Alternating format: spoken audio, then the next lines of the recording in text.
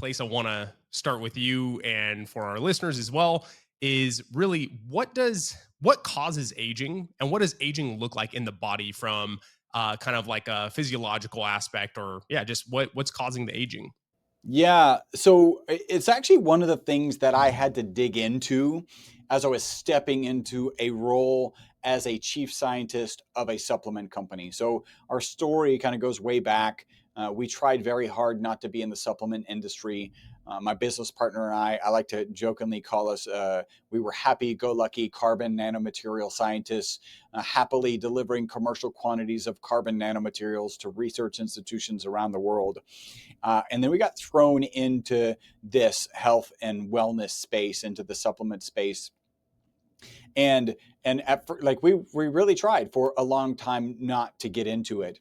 When we finally accepted, really because our phone was ringing 10 times a day of people saying, "Hey, I want this product," that we were going to get into the supplement industry. We also kind of looked back and understood that something that's going to happen to this industry, which is likely, which is actively happening in so many industry people in the supplement space, specifically that industry, is that there's going to be a lot of fraud really quickly. And we are in a unique position. We're the oldest and longest manufacturers of this molecule. I'll talk about that, I'm sure, here shortly. And we have the lab and we know how to deliver commercial quantities of carbon nanomaterials. So we felt that we had to get into the space. So now we're a supplement company, and my job as chief scientist is like, okay, what's going on here, right? Why did these rats live 90% longer than the control group? We'll talk about that. And one of the things that I dug into is, what does the medical community think about longevity and aging? And they tend to think about it, and this is not always true, but they tend to think about it as an oxidation and an inflammation process. Right. So as you oxidize, as at the mitochondrial level are producing reactive oxygen species, and those reactive oxygen species are not managed properly, they start to run around. I like to describe them as like little bumper cars that running around, rusting everything they smack into, causing oxidative stress, oxidative damage, and ultimately actually inflammaging. So that's kind of one aspect of this oxidation. By the way, it's not necessarily good to get rid of, to overload on antioxidants and shut down all of this oxidation. Those reactive oxygen species work as signaling molecules. And so there's some good research that says, hey, if you're just going to cram a whole bunch of vitamin C in you and you're a bodybuilder, that's not a good thing, because you're actually going to dampen the hormetic response, right? You get into the gym, you lift weights, you stress the muscles.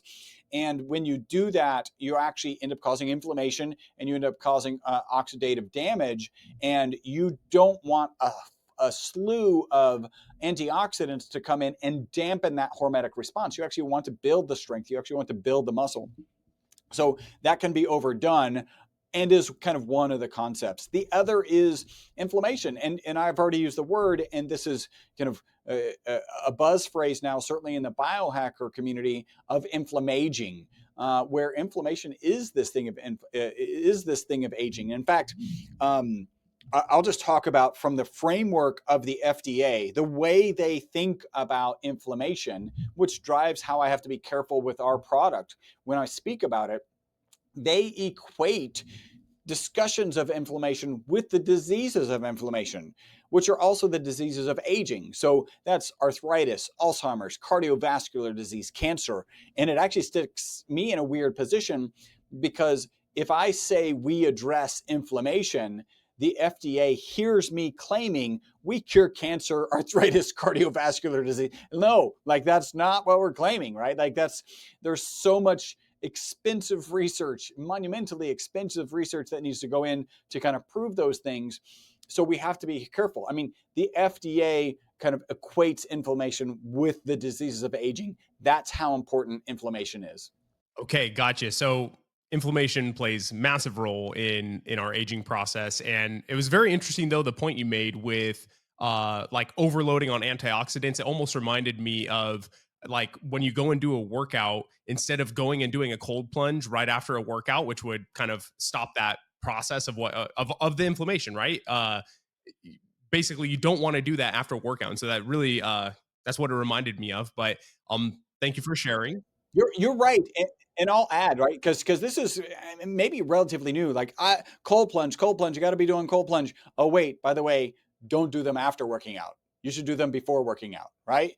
And it always baffled me as I grew up not in the kind of medical space, but when they're like, "Hey, you're undergoing inflammation from a workout or from an injury, like maybe you sprained your ankle." At the time, what they used to say, and this is probably still the predominant method of treatment, you're supposed to ice it. And I'm like, that doesn't make any sense. It's swelling for a reason. Our bodies, yeah, they're not perfect, but they're damn good. And if it's swelling for a reason, like don't stop the swelling, let it do its job. It's actually putting all sorts of components into that area to heal the area. You don't want to be taking NSAIDs in general, in my opinion. Talk to your physician if you're kind of heavily using them. And yeah, you don't want to be doing this icing. You don't want to be doing this cold plunging in a situation where the natural inflammation, the acute inflammation, is actually really necessary for healing, and in the case of muscle, like generating stronger and bigger muscles. Yeah, and I think that's a good point to make because while inflammation on a large scale can be bad for us, it's also a good thing, like you just mentioned, and it's almost like blaming the firefighters for starting the fire, right? Because they're always at every fire, but rather they're there to help put it out. And so, some inflammation is good to a degree, but there's obviously that fine balance, and yeah, that's an interesting distinction right there for sure. Very So cool. yeah, I now this does lead us into the next point, which is, and you kind of hinted at this, but what is ESS 60 and what the heck does this do for longevity? This is my first time hearing about it, so please just lay it on me. I'm the full student here. I'm at the tail end of a 5-day fast, and I'm choosing to make the very first thing that goes into my body the microalgae from Energy Bits. This right here is specifically the spirulina from Energy Bits, and I have a very specific reason for doing this. It's because spirulina and microalgae are like nature's multivitamin. They have over 40 plus vitamins and minerals, and when it comes to spirulina, you have all 9 of the essential amino acids in it, among many other incredible properties. But on top of all of that, Energy Bits goes the extra mile to make sure that this is an incredible and clean product. They use triple filtered spring water to grow their microalgae. And as well, they process it in a way that makes sure that the spirulina and chlorella that makes it to your door is going to be of the highest quality possible.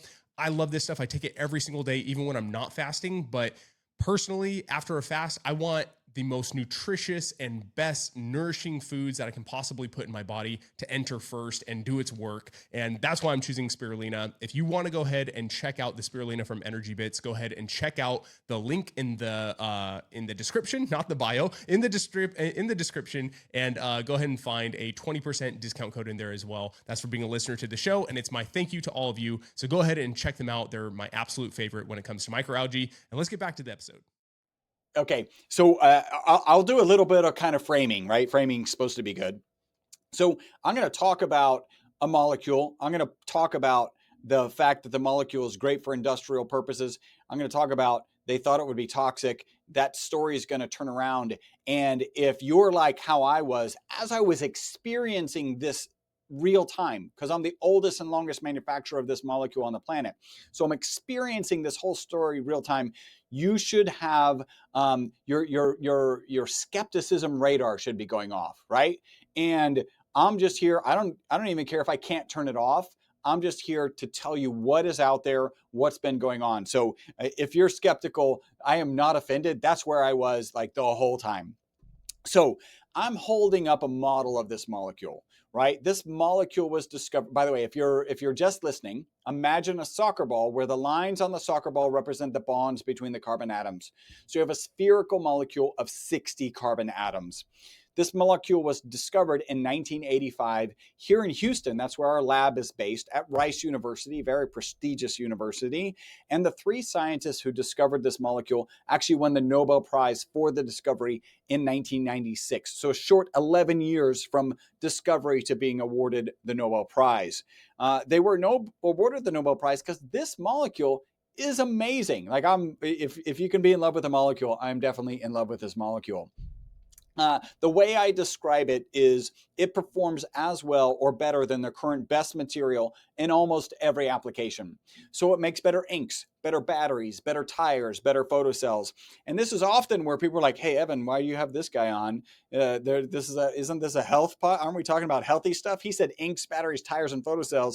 I can promise you, no one in your audience looked out at their car and thought, I wonder what part of my car battery I should be consuming on a regular basis for my health, right? So that's a bad part of the story. It gets a little worse, as I alluded to. They actually thought the molecule would be toxic.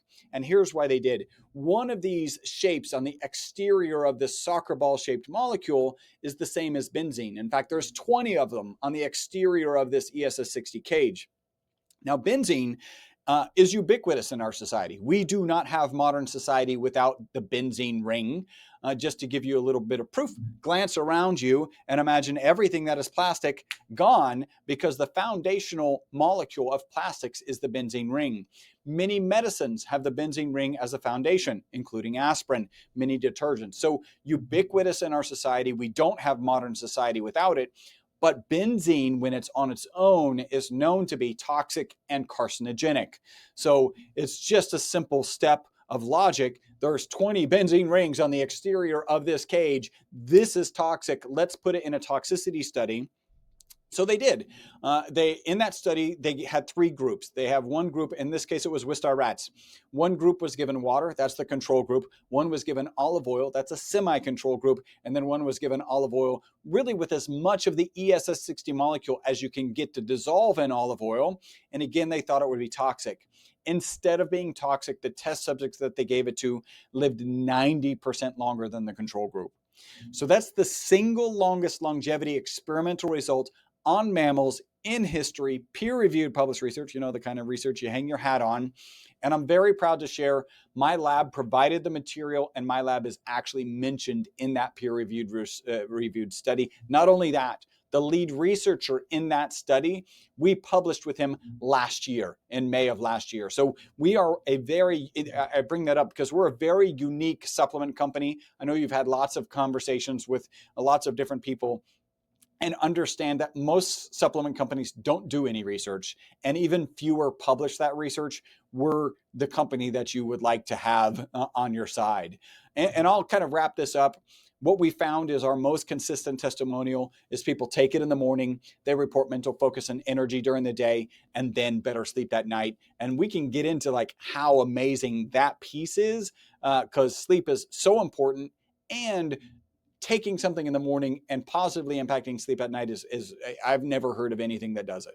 Yeah, well, so what does this ESS-60 actually do in the body? What is the carbon 60 doing in the body that's making it so either A, that we're living longer, or B, that we're just able to have this more energy and get better sleep? Or obviously I'm guessing the two go hand in hand, but what is it actually doing in the body? Yeah, and I'm going to reference, so we started off talking about what the medical community thinks about aging, right? Oxidation and inflammation. And so one of our thought process is that we address both of those. And I live in Texas, so we like to do big old check marks next to those. In terms of antioxidant, there's ad hoc studies out on the web that show us to be 172 times more powerful than vitamin C. And there's peer-reviewed published research that shows us to be 125 times more powerful than vitamin C. So that is a big old check mark. In terms of inflammation, I've already discussed why we have to be very careful about inflammation. We are not claiming that we cure arthritis, Alzheimer's, cardiovascular disease, etc. What the FDA does allow us to say is that we address inflammation at least as it relates to exercise-induced inflammation, right? So we've all had that tough workout.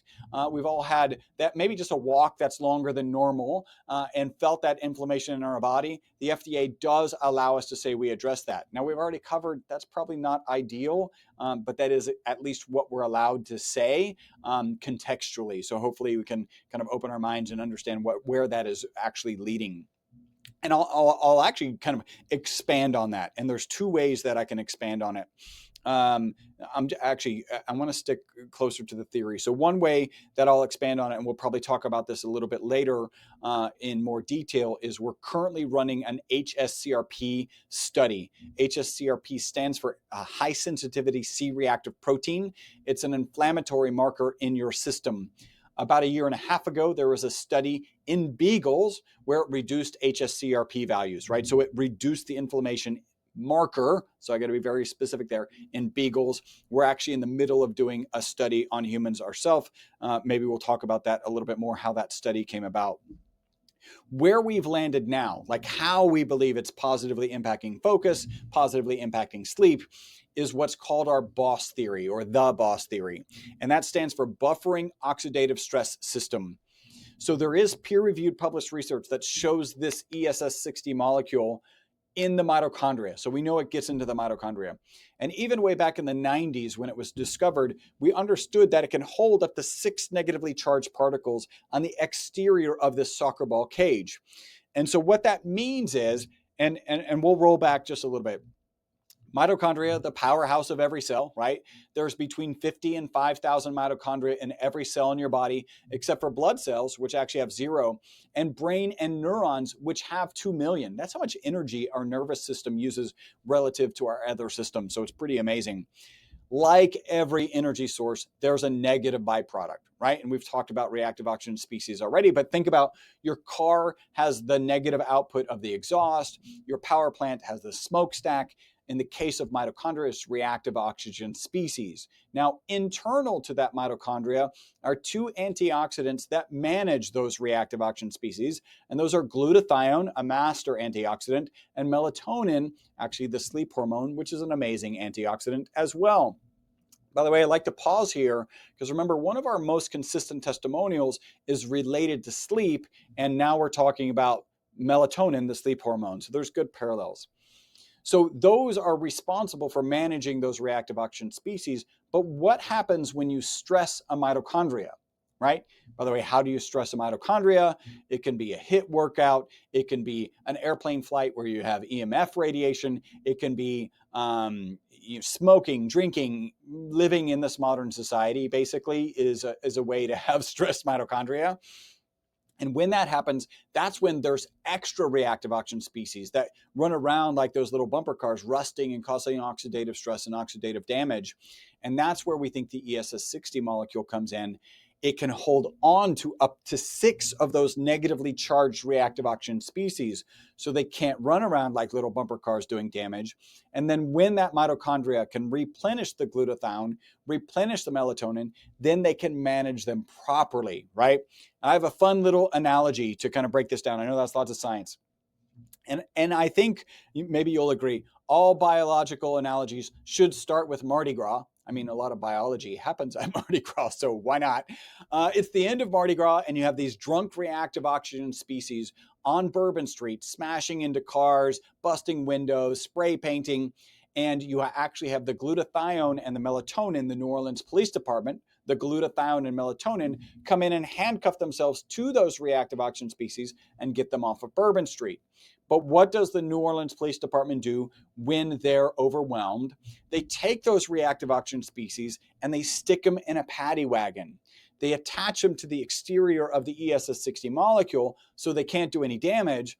And then when the New Orleans Police Department can replenish the glutathione, replenish the melatonin, then it can handcuff themselves to those reactive oxygen species and get them off of Bourbon Street. And that's why we say that this ESS60 molecule is the boss buffering oxidative stress system. Gotcha. Okay. Yeah, I was gonna use a different analogy, but I think I had it a little bit off. I was gonna say it was like having smoke in a building and then having an air filter in there, and it catching the smoke coming through and filtering it through. But more so, I think what you're saying is like the actual the molecule is binding to the bad stuff and holding on to it until the point that glutathione and melatonin can come in and get those and remove them out of the body. Is that correct? Yeah, well, and I kind of like your analogy where the thing is that the boss molecule isn't doing the filtering. Like, so imagine you could just take a pump and pump all the smoke into this container while your filter's slowly doing its job. right? And then at the point where it's done its job and all the smoke is clear, now this container can start releasing the smoke and it can be managed by that filter appropriately. Because the reality is our mitochondria are designed to manage these stressful situations, but they're not designed to manage the peaks. They're designed to, can we make more glutathione? Yes, as long as we got the components, right, and we're healthy. Can we make more melatonin? Yes. But when you get this spike of stress that's now needing a lot more energy that's natural, it doesn't store locally glutathione and melatonin, right? There's no reserve of these antioxidants. And that's where the ESS-60 operates to hold on to them, those extra reactive oxygen species, until that reserve can be replenished, and then it can manage them properly. Okay, that makes sense. That makes sense to me. So basically, because the mitochondria, when it's producing the energy, like you were mentioning, it has an off, like it gives off, is it free radicals? It's free radicals, reactive oxygen species. Yes. Okay, gotcha. And so basically, we're able to more efficiently hold on to those for the glutathione and melatonin to come in and remove them from the body. So, okay, that totally makes I've got sense. another analogy that maybe will bring this all together, right? One of the things is the summary of that kind of mitochondrial example, the Boss theory, is we are reducing, the theory suggests we're reducing the negative impact of stressed mitochondria, right? And if you reduce the negative impact of stressed mitochondria, again, we live in modern society, so we all have stressed mitochondria, then you're going to get head to toe testimonials, systemic testimonials. So one of my jobs as the chief scientist was like, okay, great. We have this idea of why they might have lived longer. We got big old check marks on antioxidant, big old check mark on inflammation with the caveats, that the FDA requires. But why do we have head to toe testimonials? Like, what's going on here? So I like to think of, and by the way, stress is necessary. If all stress went away, we just become bad. It's a bad story, right? And I love to give the example. You think about astronauts, they go up into space, they haven't even been there very long. They come back and their health is an absolute dumpster fire. Their bone density has decreased. Their immune system is compromised. They're in really bad shape because they just lost the stress of gravity. Like, that's it. So I like to picture us, our physiology, as a beautiful prairie with prairie flowers and prairie grasses, like gently blowing in the breeze. And the rain, the gentle rain, is the proper amount of stress, right? So that prairie can thrive. But what happens when you have this dark, ominous cloud pouring a stream of water into the middle of that prairie? It's going to impinge on the prairie. It's going to drill a hole. And I like to picture this ESS-60 molecule as a sponge that you put between the dark cloud and the prairie, and it absorbs that stream of water so it's not doing damage. Now, it's important to note, if you don't take care of that dark cloud, eventually the sponge will fill up, overfill, and it'll start impinging on the prairie. So this is an acute stress, right? This is a stress that's happening for a shorter period of time. This is helping manage it. Now, when you manage that dark cloud, you take this sponge, you squeeze it gently around the prairie, and now you've gotten through the stress without the damage. And that's what we think is actually happening. Excellent. I can tell you've you've had to give these analogies before. That was definitely good.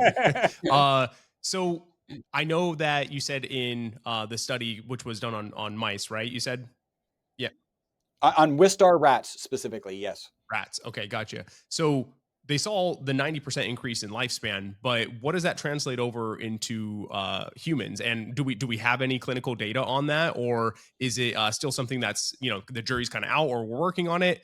But yeah, do we have a good idea of what the lifespan increase could be by consuming this molecule ESS-60? Yeah, so let me talk about that. I'm going to talk about first, just because it's fun to think about. If the average human lived 90% longer, the average human would live to 152. Now, if you're like me, when I hear 152, I go, it's like, oh, the oldest person. No, no, no. There's a bell curve. That would be the average lifespan, right? So well into the 200s would be possible. I'm not sure that's the right take on this particular study. At one point, my director of research came to me and said that research paper could have been 5 separate research papers. And one of the pieces of that research paper looks like this. So a typical Wistar rat lives 32 months and has a known amount of tumor mass in its body. The longer it lives, the more tumor mass it has in its body. Even though the MyVitalC rats lived out to 62 months, none of them had any tumors. Now, I tell this story to people and they're like, oh, cure for cancer. And I'm like, no, no, that's not, no. There's a big difference between dealing with a cancer that has metastasized and potentially being a cancer preventative.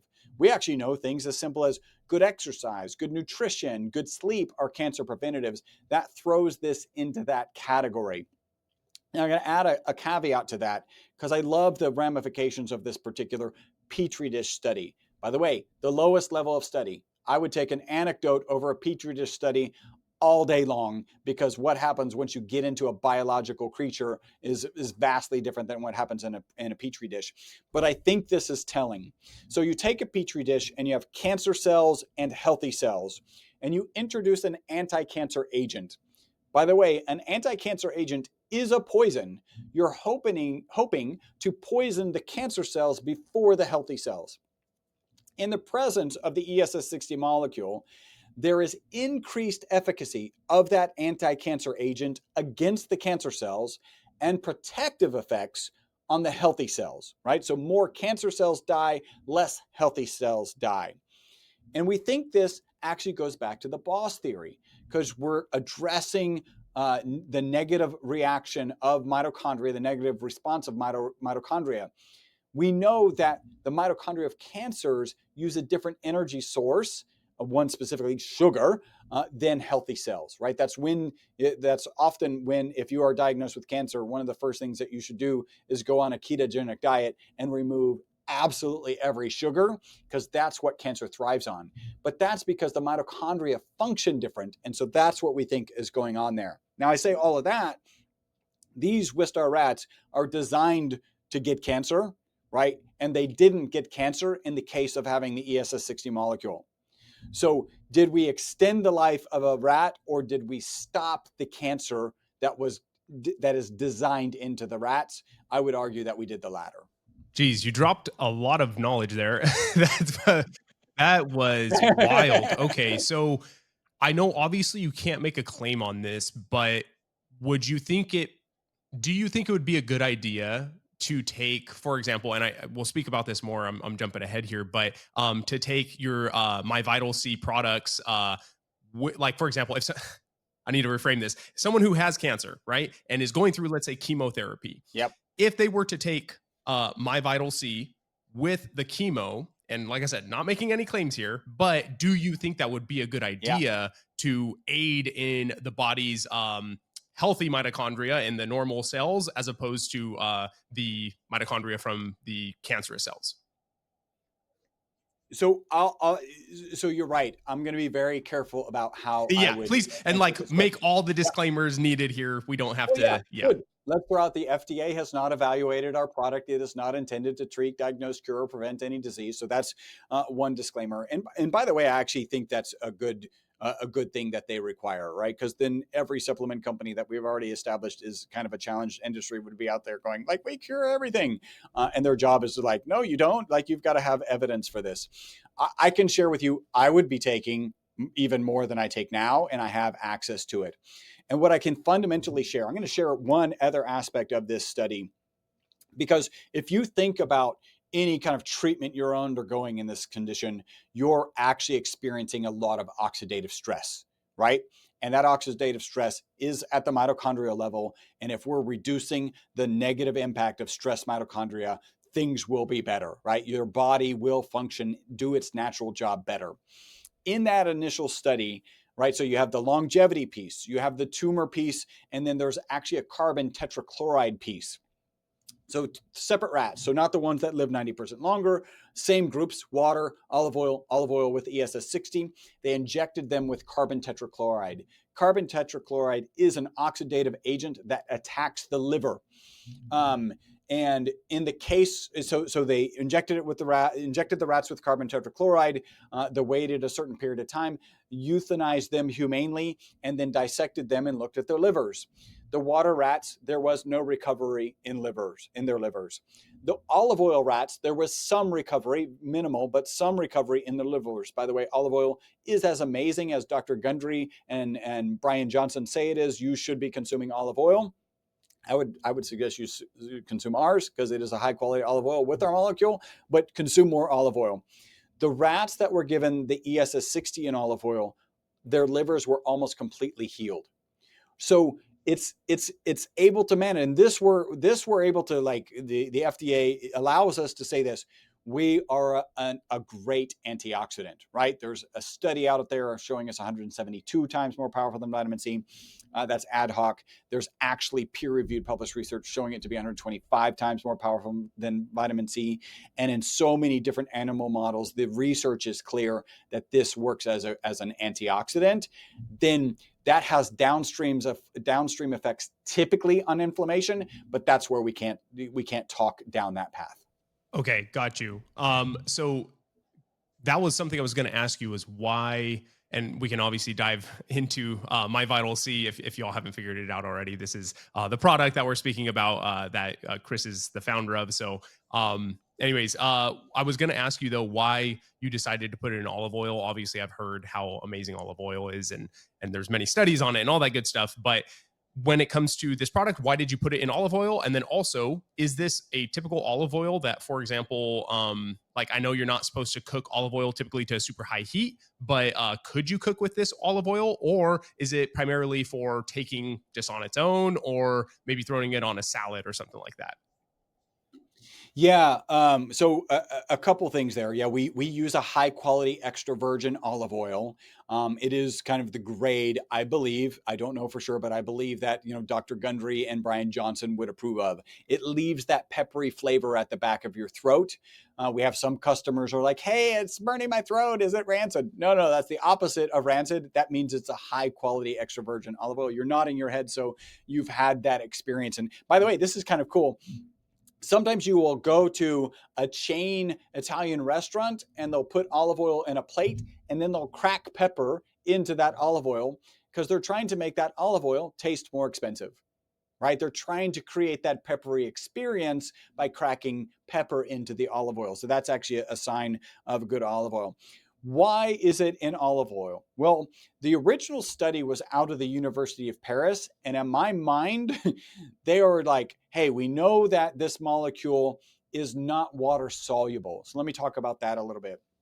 If you had a pile of this ESS60 powder in your hand, it's carbon, so it wouldn't surprise you that it's a black powder, and it would be crystalline, kind of like sugar crystals or salt crystals, but they would be black. If it's ESS60, you can consume it, but it's not water soluble, so you'll just excrete most of it out. It's basically not bioavailable. When you dissolve it in olive oil, you actually break down those crystals into individual ESS60 molecules floating around in this olive oil. And by the way, this is a fascinating number. One drop of our olive oil product has more than 400 times as many of these molecules, the ESS60 molecules, as you have cells in your body in one drop. Yeah, that's how small this molecule is. So they knew that it was not water soluble. It needed to be dissolved in olive oil or in some sort of oil. And I believe there were Parisians looking at their shelf going, "Oh, we have Tunisian olive oil. We should use that." And so I think that's why that initial study was in olive oil. We do also sell it in olive oil, avocado oil, and MCT oil. That has various concentrations, and maybe towards the end we'll talk about what we would recommend if anybody's interested in trying it. Gotcha. Okay. And then as well, I think I know the answer to this, but don't cook with this, right? Take it as like a supplement. You can actually cook with it. Like, just understand, like, if you're going to put it on a salad, be prepared to lick the plate. It will be the most expensive olive oil that you've put on your salad or cooked with. So in general, we don't recommend cooking, but there's nothing to stop you, right? Like, if that's not a problem, you can absolutely cook with it. Gotcha. Okay. So I want to dial it back a little bit. And you mentioned a few points that I want to touch on. So hopefully I don't forget them. I'm going to mention a couple of them here so you can help Yeah. remind me. I want to definitely speak about sleep. Mm. But before we jump into sleep, I also, and sleep and energy, because you mentioned both of those.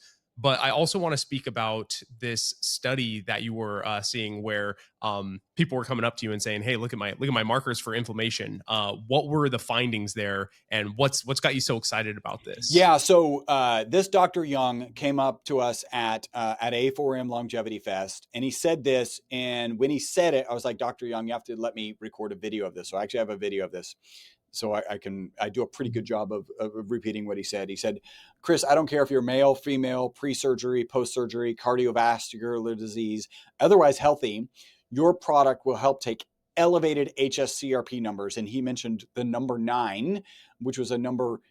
I'll talk about the importance of that number. It's pretty high, into normal ranges under 1. So in this case, it went from 9 to zero point 0.9 in 4 to 8 weeks.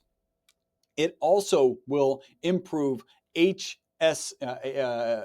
rate variability, HRV, right? So HRV and sleep by anywhere from 20 to 60%. So I've got this video of him saying this.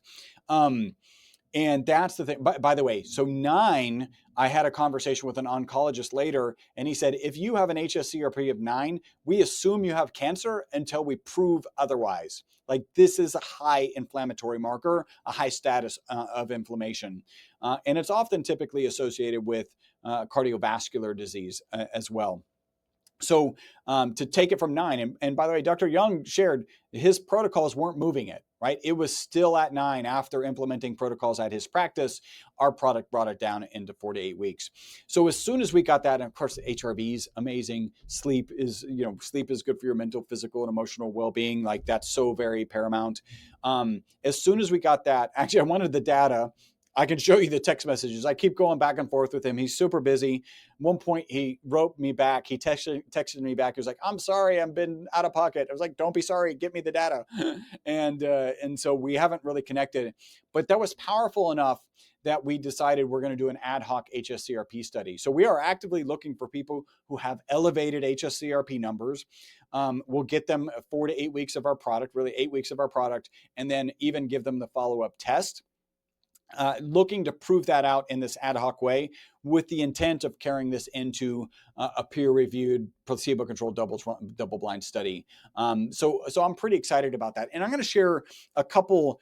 These are kind of related to my own inflammatory status. So when we were at the Health Optimization Summit, that was in Austin this year, well, the Houston version that actually started in the UK. Tim Gray finally brought it here to the States, and it was in Austin. We had a booth right next to us was a device. It's called Core Health is the company, and the guy's name is Bob. He is an Apple engineer, and when he said he was an Apple engineer, I was like, "Yeah, you are." Like, you can tell. Like, you can, when you see an Apple engineer, like, that's an Apple engineer. And he created a device that looks at ESR. So that's erythrocyte sedimentation rate. And this is an inflammatory indicator. Basically, what it is you take a drop of blood into a capillary tube, you put it vertically, so gravity acts on it, and you measure the time it takes to separate the blood cells from the plasma. And that rate of separation is associated with the inflammatory status of that drop of blood, or that small amount of blood that's in the capillary tube. He let me take that test for free, honestly, because I was his best salesperson. Like, everybody I would talk to was like, "You got to go check out Bob. He's an Apple engineer and his equipment is amazing." And you can get this test for $10 a pop. And with 30-minute results, right? So there's nothing else on the market that's going to look at inflammatory markers and give you data that fast, that cheaply. I took his test. He had a biological age component to his test, and that had me at 25 plus years younger biologically than my chronological age. So excellent result. The next one that I'll share is glycan age. I don't know if you've heard of glycan age, if you've ever taken a glycan age test. It's looking at glycans. So glycans is actually a sugar molecule and how it's attaching to molecules in your blood. And this, like so many things as we age, like there's a number at 30, and then it just goes down down from 30. And it's actually looking at inflammatory markers. By the way, it's probably the case that these glycans attached to blood cells are part of the reason that you get different separation rates of the blood cells in this ESR test, right? So this is another test. That test had me 34 years younger than my chronological age. At the time, it had me at 21. I was like, can I even drink if I'm, younger than 21 biologically? So fantastic result. And then I'll share one more. I actually don't like the result. I respect the test, but I don't like the result, but I do like the direction. So MyD in age is another biological age test. I took that when I was 51. It had me at 59. I was a little disappointed. I'm like, I'm doing a lot of stuff. How am I 59? 3 years later, so when I was 54, it had me at 58. So in the course of 3 chronological years, I reverted biologically 1 year. So I'll take that all day long, going in the right direction. By the way, I don't know if you're familiar with the Rejuvenation Olympics. This is like Brian Johnson, bragging that he's aging at 0.6 years per year. Those tests were taken a while ago, but if I had submitted those, nobody's on the Rejuvenation Olympics reverting, going backwards. And my DNA is one of those tests that would accept it. So that would be accepted. So those are just kind of the results that I'm experiencing. Yeah. And sorry, I want to pause here because those are some incredible numbers that you're seeing. Now, what, in your opinion, is the best way to actually determine biological age? Because I know there's a few different ways. I know there's you mentioned the level of inflammation, and then as well, there's like testing telomeres, right? The length of the telomeres. So what is, in your opinion, the most accurate test to see your biological age? And yeah, like, why is there so much variance there? So I'm going to start with this. None of them are accurate, but the qualitative difference is valuable, right? So if you take any one of these tests and you start smoking and drinking and sitting on the couch, you will see that you're going the wrong direction on that test. And if you take one of these tests and you start exercising, getting your HIIT trained, like there's 4 movements you got to be going after: resistance training, cardiovascular training, strength, flexibility, and balance.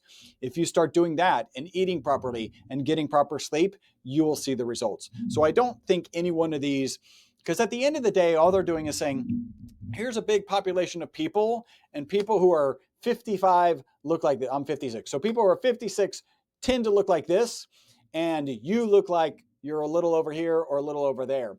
People go into these biological tests going, hey, that glycan age had me at 21. Does that mean I have, statistically another 60 years to live? I don't think that's what it means. But it does, specifically glycan age is a great indication of inflammatory status. But it does have this qualitative feel. Are the things that you're doing the right things? So that, at least maybe it doesn't help you to live longer, but let's live more. Let's have a better health span while we're alive. Yeah. Okay. Thank you. That clarifies that up for me, because I was always wondering. I was like, man, these are like some pretty big, like they can be pretty big differences. But that makes a lot of sense. Now, you mentioned as well, like, it's starting to do bad things for your health, and how if you were to take one of these tests to see your biological age, you could see yourself moving in the wrong direction. What, in your opinion, is the worst thing you can be doing for your longevity and your lifespan? I would say messing up I'm going to say 2 things. Messing up your sleep would be the biggest one. Actually, and it's not 2 things. That is by far the biggest one. And I'll share, because one of the things that messing up your sleep would do is actually have a negative impact on your mindset, which I think is actually the most valuable thing, right? So I actually I did a longevity summit. I'm actually going to relaunch that longevity summit in August. And I interviewed 55 experts in longevity, including like Ben Greenfield, Dave Asprey, Stephen Gundry. And I asked all of them, what are 2 to 3 mindsets, habits, protocols, we'll call them shortcuts because everybody likes shortcuts, that you would share about longevity and a long health span? And then I aggregated the data. I actually have a chart here. So 33.3% of them mentioned sleep, 52% of them mentioned exercise, 52% of them mentioned diet. By the way, this won't add up to 100 because they had 2 to 3 choices. And then 46% mentioned mindset. And my first response, right? Because interesting, also driven by what I just said, which is sleep. Sleep is good for your mental, physical, and emotional well-being. How did they say 33.3 said sleep and 52, 52, and 46 exercise, diet, and mindset? I think they got it wrong. And then I started thinking about it over a couple of days. You know, your brain is in the background thinking about it. And I'm now convinced that they did get it wrong because mindset is the most important thing.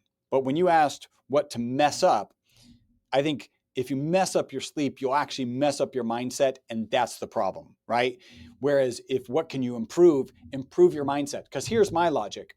If you know you need to put your doom scrolling device away from your bed and away from you and turn it off an hour before you go to sleep, but you don't have the mindset to do it, it's not going to happen. If you know that you need to go get your 4 types of exercise, but you don't have the mindset to do it, it's not going to happen. Same with nutrition. If you know you need to stop eating wheat and dairy and whatever it is, these are kind of the classics, and sugar, but you don't have the mindset to do it, it's never going to happen. Mindset is by far the most important thing, but the best way you could ruin your mindset is by not getting sleep.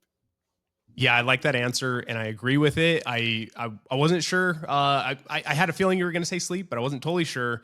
But I do agree with it, and I feel like it's almost a little bit of a cycle where it starts with sleep, right? Where if you get the bad sleep, then that means you wake up in a bad mood and you don't have the energy necessary to make the correct decisions that a good mindset would lead you down. So you might have your morals and your mindset of no doom scrolling, eating healthy foods, all that. But if you don't have the energy and the willpower because you had terrible sleep the night before, you're not going to do those things. They're going to lead to worse sleep. And then it's just going to be a downward spiral of essentially, yeah, like Yeah. starting with no good sleep and then having like essentially a bad lifestyle. So I call that a horrible emotional sleep spiral, right? Because what happens, and I actually I did a PR tour with a friend of mine who's a human behavior expert in the middle of the pandemic, because we're like, what can we do to kind of help people, right? So we funded it. We went on to a bunch of different podcasts and radio stations, and we were sharing tips and tricks about sleeping. Him more from the emotional side, and me from more like the practical tips, like hey, put your doom scrolling device away. And in the middle of the pandemic, it was horrible, right? Our sleep was bad, our emotions bad, and I kind of made this example. One nice thing about our cell phones is there's bars at the top, right? We know how much power there is, we know how much signal we have. But when we wake up from good or bad sleep, we don't have any sort of bar system, right?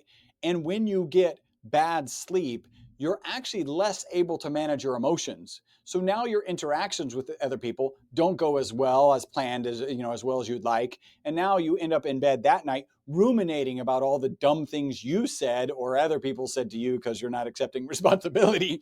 And then you're ruminating about that and making your sleep worse. So that this horrible emotional sleep spiral. And yeah, like it's the thing to focus on. And yes, to get the mindset right, you do have to have sleep. So maybe I flip flop. Maybe sleep is better. yeah, I agree with you. They're so interwoven. You know what I mean? They Yeah. each play a role and bounce off of each other. But okay, I promised we would come back to sleep and energy, but another question came up for me that I wanted to ask before I forget it, and it deals with stress. So we Mm. were talking more. I feel like earlier we were talking about the stress of the impact that we put on our body when we're doing physical exercise and things like that, and how that causes inflammation. But what role does stress from like mental stress play in our bodies and in aging and inflammation? Because as we all know, living in the modern day world, we deal with things like, high bills that we have to pay that never go away, bosses that might make you angry, the person that cut you off, all the different things that add up. we don't live a very simple life. We have a lot Yeah. of things to stress about. So what role does that overly stressed system play, and by keeping us just in that sympathetic nervous system a majority of the day? Yeah, being in a sympathetic nervous system state is detrimental to your health, right? It causes inflammation. I've had interviews with people, the Gupta program. I don't know if you've met him.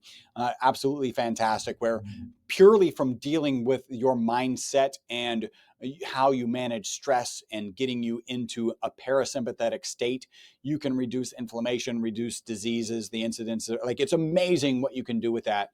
So I think that is absolutely paramount, to address that, getting yourself out of the sympathetic state and into the parasympathetic state. And even the way you think, I mean, the data is pretty clear on the way you think about stress, right? If you see stress as this pain in the butt thing that you have to torture yourself through and you have no choice and you begrudgingly get through your day, the physiological impact on you is negative. If you see stress as a challenge and you're going to get to the other side and be a bigger and better person, if you see it that way, it actually doesn't have that negative physiological impact on you. And so you really do have to work on how do you picture these stresses. And, one of the best ways is meditation. I love the statement, if you should meditate 10 minutes a day, and if you are too busy to meditate 10 minutes a day, you should meditate for 20. like it's really that important, and I think it's really good. And by the way, you don't even necessarily have to carve out the time, the 10 minutes or whatever, as long as you've got the practice of slowing down and you're like, okay, how am I feeling? Okay, how are things going right now? Is it really as big a deal as I'm currently making it out to be? And then pick up and move on through your day. So I think that's really important. And I want to share, we actually have some really cool testimonials about this kind of emotional impact. I'll share one. We had this influencer out of the UK. As soon as I started watching the video she turned in, I was like, this is an absolutely horrible testimonial, because she started off with, I'm in the middle of quitting smoking. Now, if you ever been around somebody who quit, by the way, my parents quit many times. They finally, each of them was done, at now, and they don't smoke anymore. But they always said that quitting smoking is easy. Not starting again was the hard part. And they were always cranky, right? So if you've been around somebody quitting smoking, this is not the emotionally stable part of their year or whatever. So I thought it was going to be a bad testimonial. She actually went on to give a good testimonial. And one thing that stuck with me in that whole testimonial was that she found herself having a longer fuse with her son. So if you have children or even just have to deal with other people, there's a fuse, and the fuse is sometimes shorter, the fuse is sometimes longer. She found herself, even in the middle of quitting smoking, having a longer fuse with her son. And so I think that speaks, again, if you think about reducing the negative impact of stress mitochondria, right? And the fact that there's 2 million mitochondria in your brain cells and neurons, that's where it's going to have the biggest impact. That will lead itself to having this, emotional balance that was given in that example. And I've got another one, but that's a really solid one. Yeah. Thank you for sharing that. I was very curious like, I knew being stressed was bad, and I knew that being in a sympathetic nervous system state was not healthy for you for a prolonged period of time. But yeah, and as well, anecdotally, I always like to say, you can literally test this out on yourself. Like, think of a moment in your life where it was something fearful happened, right, or is very scary, and you can feel like your heart rate pick up, and you can feel literally the sensations and the emotions of it coming back. But then the opposite of that is true, right? So if you're thinking of a time where it was just like a blissful moment in your life, your heart rate might actually like slow or flutter or slow down or whatever. Yeah, and you'll just feel that sense of bliss and kind of calmness. And so you can feel it, but it's always nice to have the backing, like the more scientific, I guess, background on it. Yeah, it literally can cause inflammation in your body. Like that's bad. Work on dealing with it, because that is aging you. I mean, there's no, people understand, oh, I was under stressful period of time and that's when my hair turned gray. Like, no, like it's aging you. because of the inflammation it's actually causing in you being in that sympathetic state all the time. So wild. Okay, I'm glad I asked that question. Okay, we will bring it to the last two questions I have here for you. I think I have a good idea with energy because obviously we spoke a lot about mitochondria here, but I also really want to hit on sleep. And so, in what way does MyVitalC or ESS 60 help in giving us more energy and giving us better sleep? Yeah, I think I mean, the energy is fairly straightforward, right? Because of reducing the negative impact of stressed mitochondria. If you're reducing the negative impact of the powerhouse, then everything's going to be better. So energy is fairly straightforward.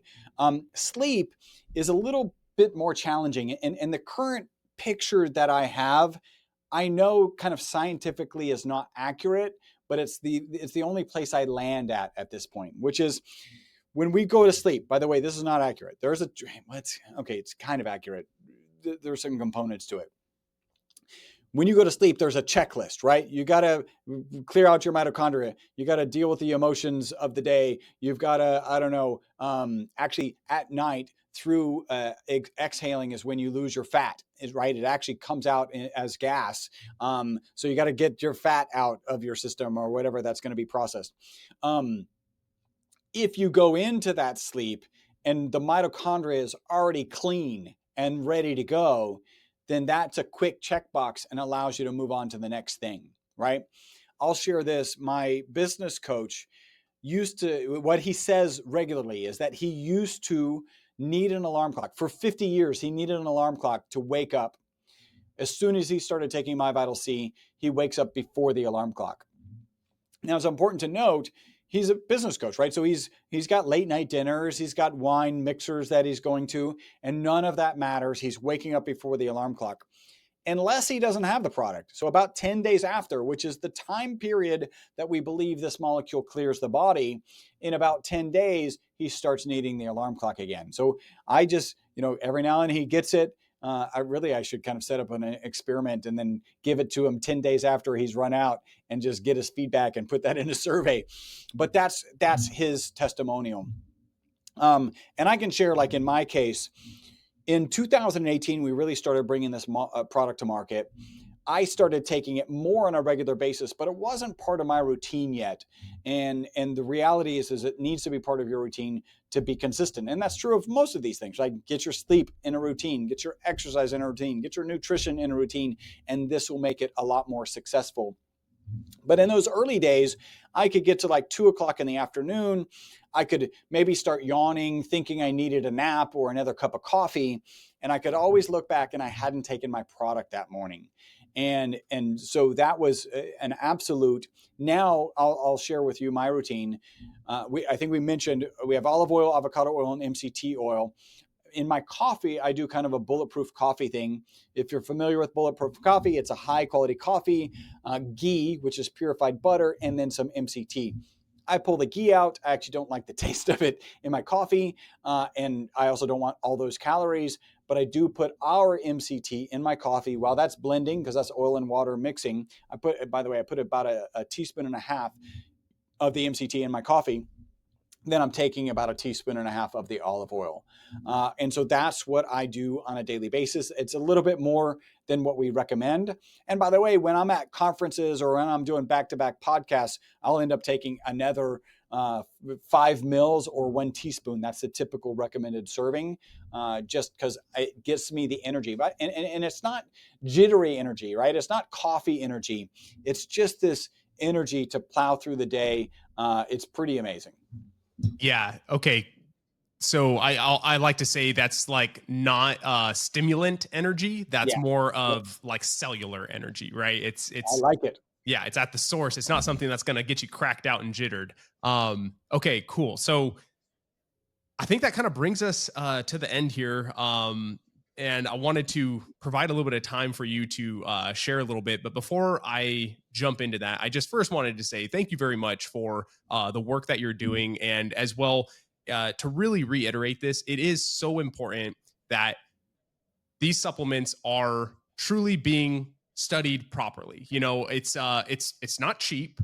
There's a reason why these companies don't invest in not even just human clinical trials, but just clinical trials in general. It's very expensive and it's time consuming. But the fact that you're doing it says a lot, and I appreciate it. Truly, for me, I looking into a company, that's something that is huge for me, and so I really want to say thank you for that, and thank you for coming on the show as well. It means a lot to me. I've learned so much, and I feel like we barely even got through most of the stuff that I want to talk through, but nonetheless, some really good topics. So thank you so much. I'm going to provide you a little moment here to just share where people can find you, find MyVitalC, and yeah, anything else that you want to leave the listeners with. So go ahead and take the floor. Well, thank you. We are very proud of the research that we're doing. And I will share about a month and a half ago, we cut a $150,000 check for the next study that we're doing. Right. So we are investing, we are putting our money where our mouth is. And we just believe that's the right thing to do. I will make a special URL for your audience. What would you like that to be? So myvitalc.com/. Oh, thank you so much. Let's just stick with Evan, EVAN. Okay. Excellent. Thank you very much. And this is, to the listeners, this is not planned. This is just Chris being a genuinely very nice and sweet person. So thank you. Yeah, so go to myvitalc.com/Evan. There will be a coupon code on that page. You got to go to that page to get it, and that'll gives you a coupon code for $15 off your initial order. Couple things when you land there. We mentioned there's multiple oils: olive oil, avocado oil, MCT oil. We always recommend the olive oil, if you're wondering, for two reasons. The first reason is because we're a research-based organization, and almost all the research is on olive oil in the ESS60 molecule. Next, as you actually get a higher concentration of the ESS60 molecule in olive oil. You get about 0.8 milligrams per milliliter in olive oil, 0.6 in avocado, and 0.3 in MCT oil. So that stuff I'm putting in my coffee is a lot weaker in terms of the ESS60 molecule. We do offer a 25% discount on subscription. So you have the coupon code. If you just want to try the product, go ahead and take advantage of that subscription discount price. You can cancel it at any time. Our customer service team has 1,000 5-star reviews on Google. They're not trained to talk you out of canceling your subscription. You can cancel at any time. By the way, most people don't. Like, they have the experience and they end up staying on subscription.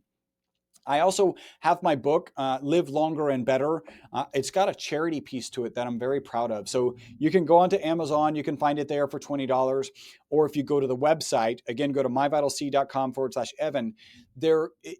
We do not have the book on that specific landing page. That book is in the menu structure, but go to that link, grab the $15 coupon code, go to the menu structure, find the book. And the book is also $20 on our website. For $10 extra, I'll autograph the book for you. 100% of that $10 goes to Operation Underground Railroad. You may remember the movie The Sound of Freedom, all right, which is an amazing movie about a horrible topic, which is child sex trafficking, which we would love to get off of our planet immediately. Operation Underground Railroad, I believe, is doing the best job of addressing that, and 100% of the signature fee goes to Operation Underground Railroad. So I'm very proud about that aspect. That's awesome. Chris, thank you very much. That is a very, very worthy cause to be donating to. So thank you for sharing that. But yeah, and thank you for coming on the show and sharing all of your knowledge with the listeners here. We'll be sure as well to link everything in the show notes, the description. So everything that was just mentioned here at the end will be very easy to access if anyone wants to find it. And aside from that, Chris, thank you so much. I really appreciate it. I hope we stay in touch. And yeah, you got another point? Go for it.